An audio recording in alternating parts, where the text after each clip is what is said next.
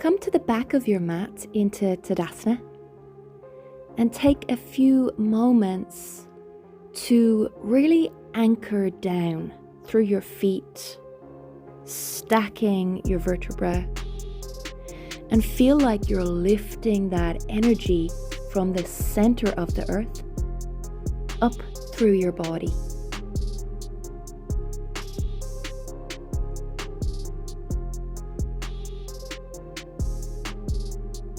Then step those feet hip distance apart, tucking your chin and rolling down through your spine, pausing at the bottom, breathing freely, then re-stacking your vertebrae one at a time.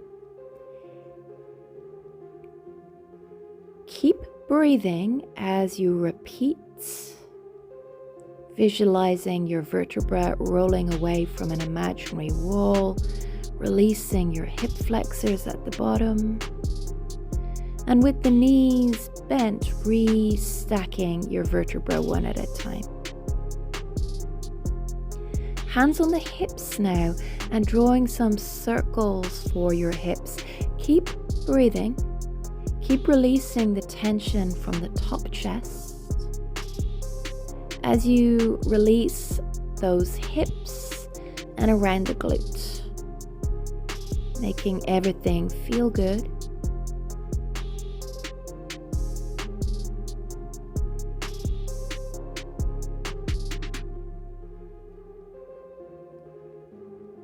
And then bouncing on the balls of the feet, shaking out that tree. So waking up the body. Knee to the chest now. Press through the foot before you lift that knee in towards the chest. Slightly rounding the low back, opening the spine for one thing. And now our push kicks, using a similar action. Make it effortless. Keep exhaling the tension. Feel free to blow the tension out through your mouth.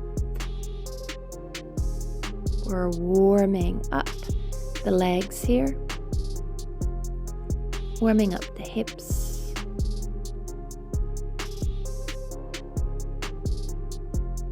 Keep breathing and shaking out that tree again. Allow the hands to move with the rocking on the balls of the feet.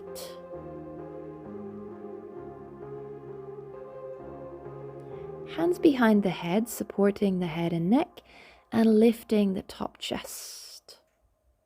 So feeling that squeeze around the shoulder blades, drawing your navel in, hip points in. Keep breathing. And back to the center, rolling back down through the spine, one vertebra at a time. And optional, Salamba Uttanasana, taking hold of your elbows. You'll notice my knees are bent. Feel free to straighten your legs if that feels good for your back. The aim here is to release the tension. Notice anywhere the breath is getting stuck without trying to fix it. And swapping the grip with your hands. Heavy head, relaxed face. And then walking your hands back out into your Adho Mukha Svanasana, your down dog, and lengthening the spine. Take a few moments to press the thighs back and perhaps rock from the balls of the feet to the heels before coming into your full or half plank. Rocking forward and back, engaging the belly, tucking the tailbone under, and upper back in line with the shoulder blades. Come back into your down dog.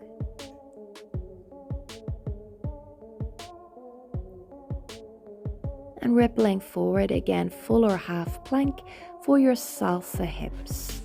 So feel free to lower your knees to the floor, That's all good. Just warming up our abdominal muscles.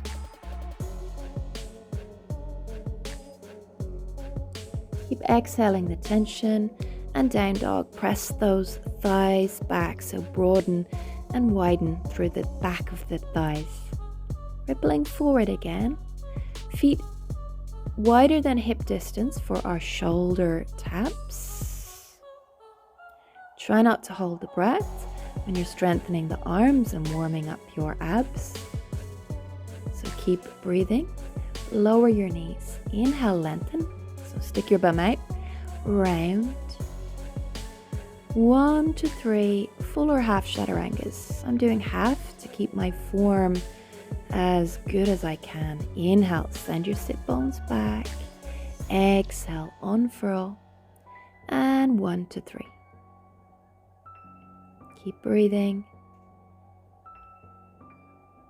One more round of this, of the 3 chaturanga options. 1 to 3. Inhale, unfurl, rounding through the spine, and exhaling, resisting the floor as you come down. So press the hands down into the floor. Inhale, lengthen, just one this time. Exhale, rounding. Full or half plank. Full or half chaturanga. Full or half up dog. Feel free to keep the knees on the floor first round. It's nice for warm up. And then scoot back a little. Elbows under the shoulders. Ugly plank, rounding through the spine. So really tuck your tailbone under and think of a string lifting your low back to the ceiling. Lower back to the floor, inhale. Exhale, round, breathe freely, but hold. And there's a string also lifting your upper back to the ceiling. Lower back down, little rest. And exhale, rounding up through that spine again. Can you really feel that? With the slight rounding, it engages your abs very strongly. Roll over onto your back, whichever direction suits you, and you can see the video. And pick your feet up off the floor, toes to the ceiling, and lower down. So some leg lowers. Keep going, guys.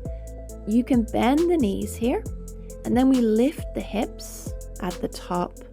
You can keep the legs bent to do that, and you can only lower a little bit if that serves you better, or all the way down.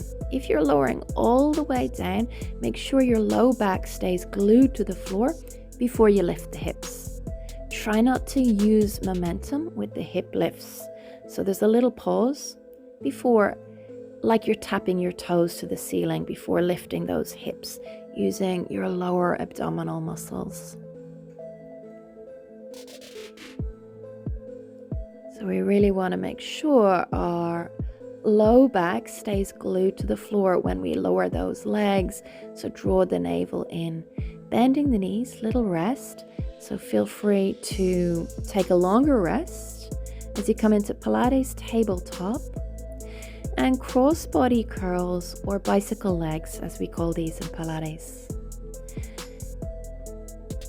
As you extend the leg, if it feels good, point your toe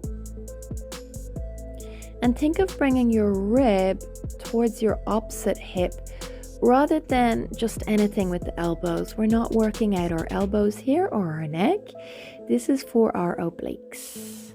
Lower yourself down, come into a little glute bridge to release the tension, and pop your legs back up for those leg lowers. And the hip lifts. Keep going. I know this is the most challenging bit, right? Keep breathing. Keep blowing the tension out through the mouth. And you can bend the knees, or you can lower the legs part way down if that feels better for your low back. This really builds strength pretty quickly. Blowing the tension out through the mouth. And these really help with our arm balances. So lifting up into the glute bridge again. So our lower leg, our lower abs really help. So double leg stretch. we pulse, draw that leg in while pushing the thigh away, and feel free to keep the legs bent again if this serves you better. You can take hold of the calf or behind the thigh if that's an easier option for you. Press the thigh away as you draw the leg towards you, and curl up using your abdominal muscles rather than using your arms. Keep going, a few more. Keep blowing the tension out through the mouth, and then feet to the floor. Come back into your glute bridge and lowering back down. Legs to the sky, leg lowers. Leg lowers and hip lifts at the top. It's like you're pressing an imaginary button directly over the buttocks. So the closer you lift the legs directly over the buttocks, the harder it is for your lower abdominal muscles. The more the legs come back towards the head, the easier it is. So if you need to do that, sure.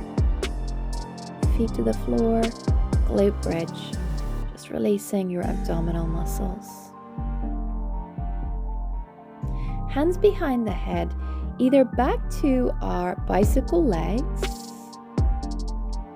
for our obliques, or scissors. And again, we're bring the rib to the opposite hip. So using our obliques with this kind of cross-body crunch. Lower the legs, lift the hips, little glute bridge. One more round of those leg lowers and hip lifts. Do what you can. As I'm demoing, hardly lowering the legs at all, and that's definitely an option. You can think of lifting up through the inner thighs like you have a yoga block between the legs, and you're lifting the block up into the pelvis. That's really helpful for activating your lower abdominal muscles. When we do a press handstand, this is basically the move we do, but at a different angle. So there's a reason I'm including these. Lift your buttocks, glute bridge, and then roll to one side. Come to face forward again. Elbows under shoulders, ugly plank, really round through your low back, opening those vertebrae and engaging your core. Awesome. Hands under shoulders, come into your full or half up dog. Tuck the toes, belly squeezes, down dog, stretching the front line of the body forward. So chest to the front of the mat. Right thigh to the sky, inhale, exhale, tiger curl. Inhale, thigh to the sky, exhale, cross body tiger curl, get the rounding. Inhale, thigh to the sky, exhale, outer body tiger curl, rounding up through that spine. Step the right foot towards the right thumb, high lunge, hands in Kali Mudra. Find a little back bend if it serves you, upper body back bend. And we're releasing the back hip flexor when we take that upper body back bend. Hands on the hips now, lean forward and back, activating your glute. So this is just like a little active recovery for the legs today. It's mainly arm strength and abdominal muscle strength. Find your revolved Trikonasana now. So like a windmill, windmilling that arm back and then forward, bending the knee, and then on the exhalation, draw that right hip back, pause, drawing that right hip back, hand to the floor, and then forward folding over that front leg, releasing the tension from down the side of the leg primarily, and then stepping back, lowering your knees, hands in prayer position under the heart, and your variation of 3 push-ups. Inhale, lengthen, exhale, unfurl. Full or half or micro push-ups if that serves you better. I'm managing a little bit of a half. You can bend your elbows more if you're strong enough, but upper back stays in line with shoulder blades, really strengthening for the arms. Hands back under shoulders, full or half chaturanga or plank, full or half chaturanga, full or half up dog. Feel that beautiful stretch for the front line before coming back into your down dog.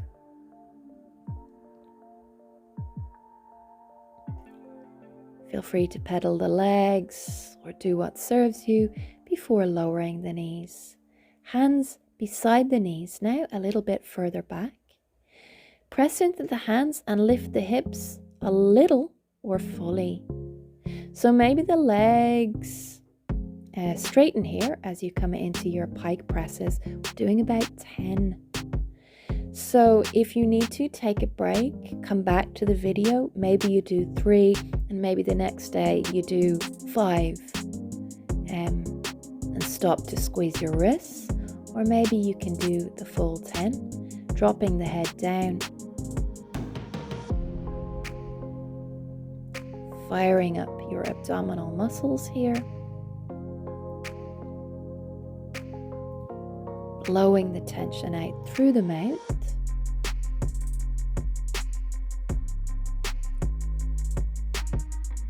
I can see I'm a little tired myself here.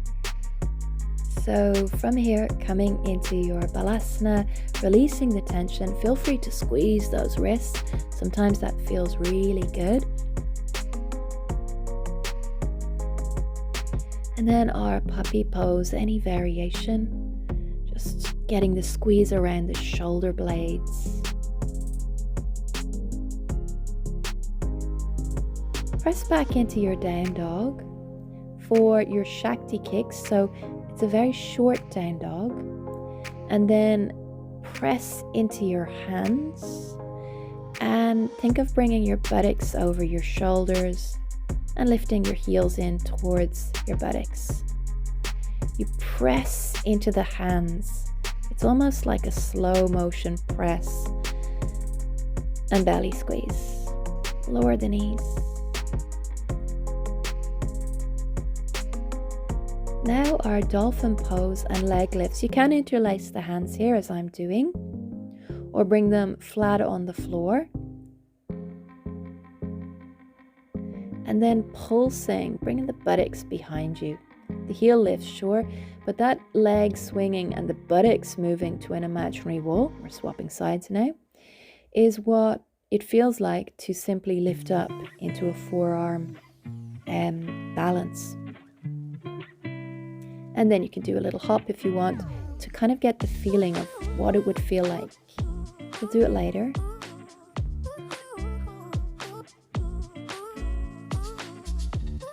Bringing the forehead to the floor, and again, maybe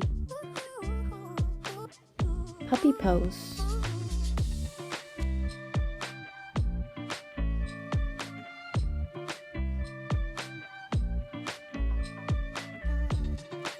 Back into your downward facing dog, thigh to the sky, left side. Exhale, center body tiger curl. Inhale, thigh to the sky. Exhale, cross body tiger curl. Pause. Breathe freely. Inhale, thigh to the sky. Exhale, outer body tiger curl.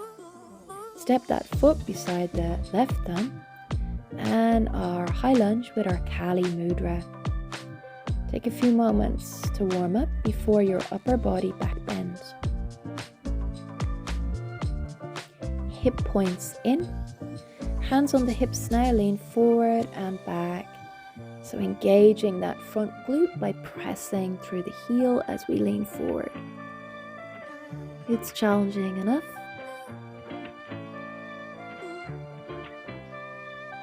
Hands to the floor. Revolve Trikonasana. Inhale, windmill the arm back, and exhale, come into the revolve Trikonasana shape. You can keep windmilling or hold.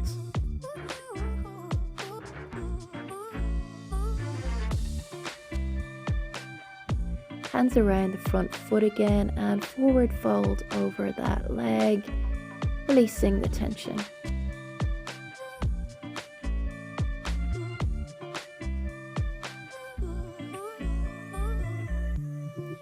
Step your foot back now, lower the knees to the floor, and fist planks underneath your heart, 3 rounds. And inhale, lengthen. Exhale, unfurl. So we have 3 rounds of 3. Keep going with that. Now the reason we do the unfurl is it really trains the body for good form in our push-ups. So if you're strong enough, feel free to do full push-ups, etc. But try and make sure that your form is really good. And if it's not, come back to the unfurls. Resist the floor as you lower down. Hands under the shoulders. Inhale, full or half plank, full or half chaturanga, and your up dog. Breathing, tucking the toes, down dog.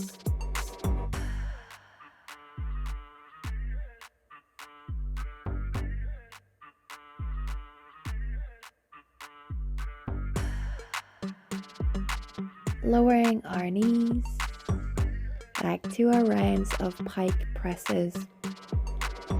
So hands beside your knees, lift your hips. Press through your hands, lift those hips.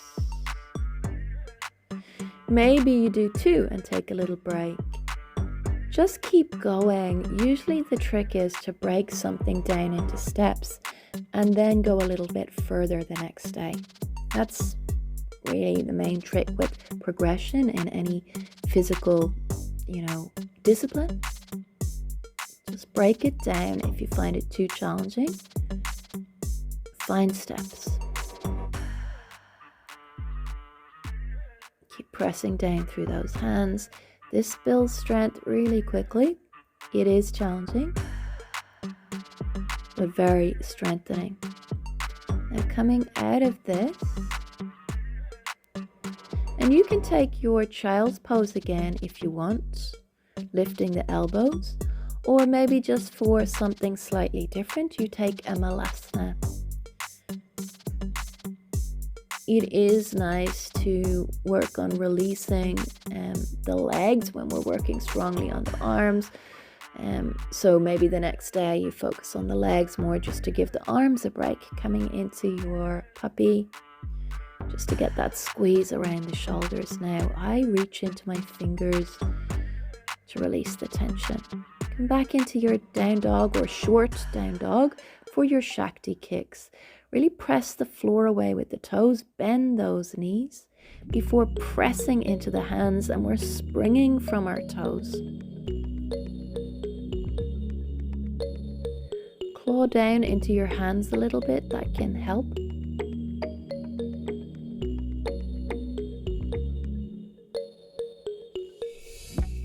And lowering the knees. Now you have the option of you doing your dolphin leg lifts and your pulses, etc. Whatever serves you. I'm using a block. It's not necessary, but if you're beginning with a forearm balance, that L shape, the block between your thumbs and fingers, it just makes you feel more secure. Now my head is completely lifted off the floor and just stepping up onto the wall. Can step up, have a go at it's like the dolphin variation. And today I find my balance a lot better away from the wall, and that's because of those abdominal crunches, the leg lowers working on the lower abdominals. They're already fired up and they're really what keeps us balancing. So take a little break in your child's pose before kicking up with the opposite leg. I know I forgot which leg I led with, so just lead with your opposite leg, whatever that was for you. So they both get strong. And draw your lower abs in, so squeeze them. At the beginning when I started yoga, I thought abdominal muscles were just all about aesthetics, and they weren't important, but our abdominal muscles, they do a lot, right? Including being very helpful for this pose. So the abs are drawing in to support us with that stability. You're pushing down through the hands strongly, coming out of that, and then taking your child's pose.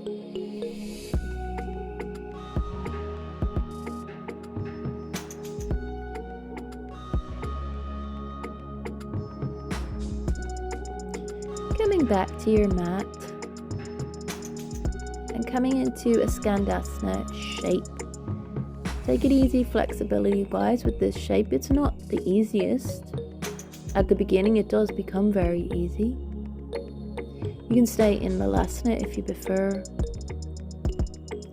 or you can just come part way down if that's where you are today, if you're new to this shape. It's not used very often in many vinyasa flow classes.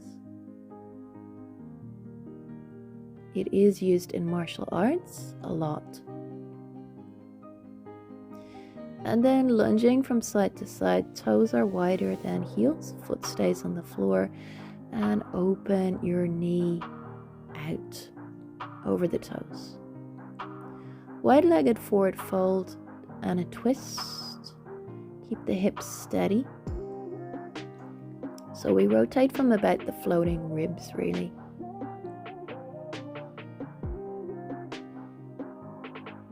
You can forward fold with the knees bent or straight. Not much hamstring work. They're not main focus today.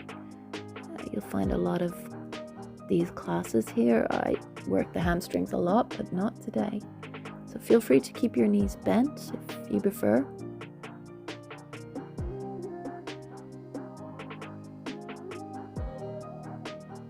And then hands on the hips, coming all the way up to stand. Our warrior two. So pick a side. We're going to be doing both sides without a vinyasa in between. Limber up. Bending and straightening, firing up the thigh and glute, and then archer's pose. Pull an imaginary bow and arrow. Look out over your middle finger. Can you find your Tadasana with your body?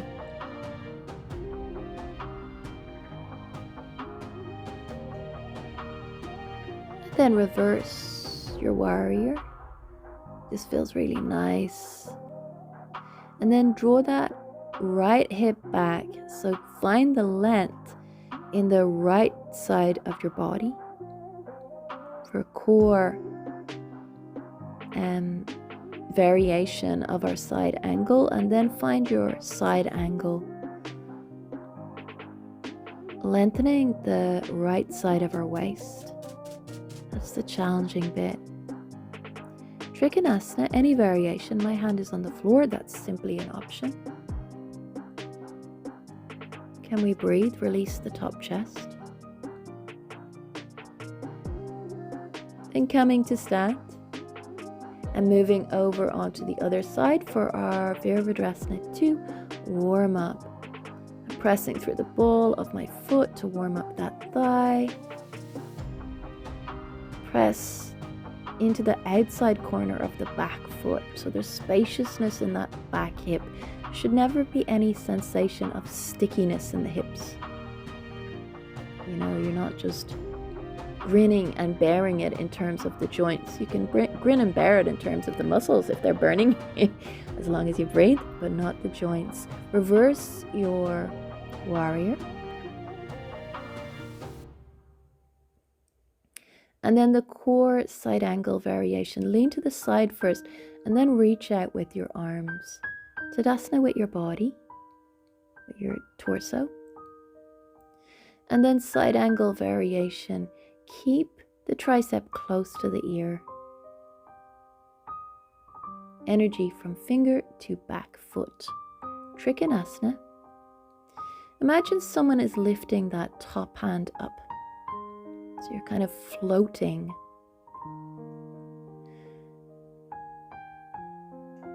Come to face forward again, lower the back knee. and diamond push-ups, 3 rounds of 3. Keep exhaling the tension. Inhale, lengthen. Exhale, unfurl. Engaging the belly. Keep going. You're doing really well. The breath is very effective in releasing excess tension. So from here, hands under shoulders, full or half plank, your chaturanga, your up dog. Tuck the toes, belly squeezes, down dog. Lift the armpits away from the floor. Bend your knees, step, walk or jump up to the top of your mat. Halfway lift, lengthen. Just thought I'd make a change, come up to the top of the mat. And then forward fold. You'll notice my knees are still bent. You do you. And unfurl to stand, pressing down through the balls of the feet. Vrikshasana, your foot can be anywhere. It can be on the ankle, it can be on the shin or inner thigh, just not the knee. And wherever your foot is, can you press both feet together like your legs are a single trunk of a tree? And other side. Keep your hips, both hips facing forward as you open the knee back behind you. It feels really steadying. This is a simple pose, but I love it. I love balances.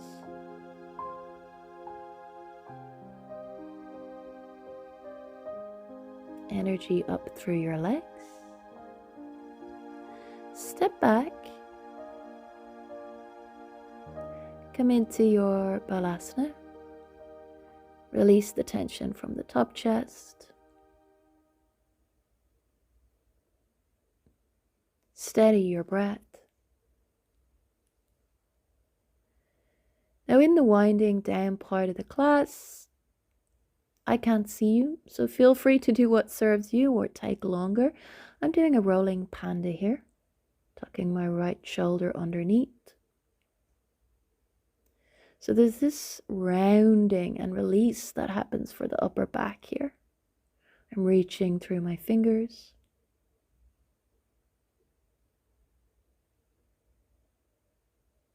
And then other sides and twists are so good for the spine. Make sure it does feel good.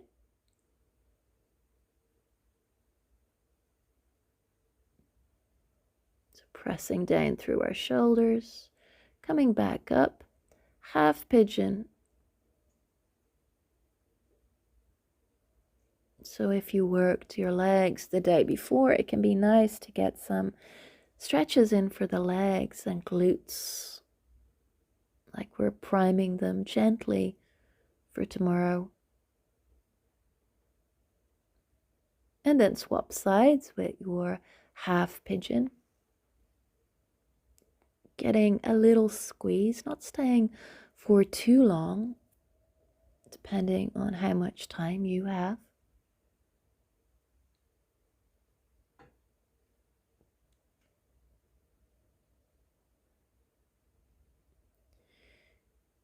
Now your variation of a cross-legged position to cat-cow the spine.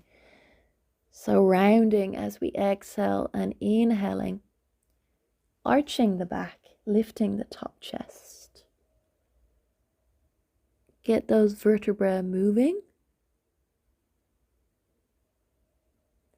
And then swap the cross of the foot and come back to the cat-cowing of the spine. Releasing around the shoulder blades while gently opening the hips.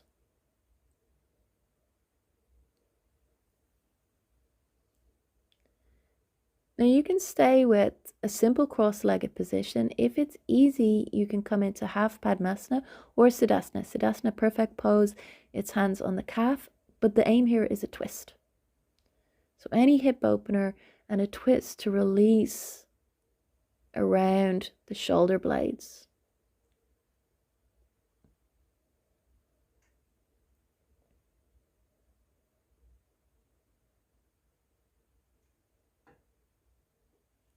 And then swap sides. Do be mindful, it would need to be something you're very comfortable with if you're coming into half lotus, or take more time to warm up.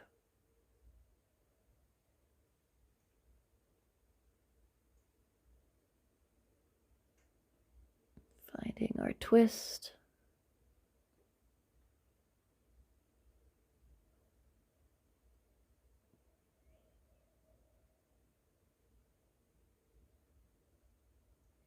Breathing, coming back to the center again.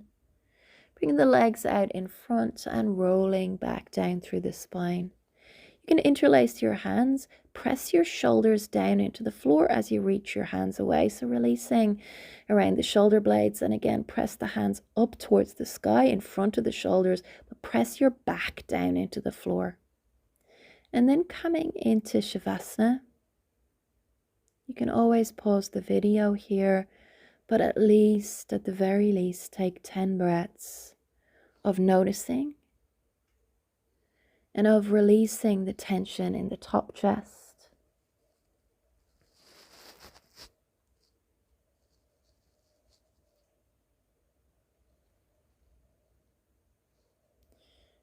And just allowing yourself to rest. To rest and be.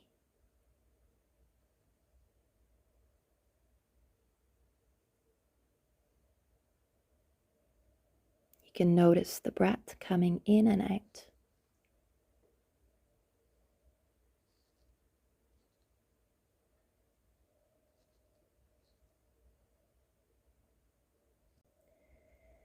Come to the back of your mat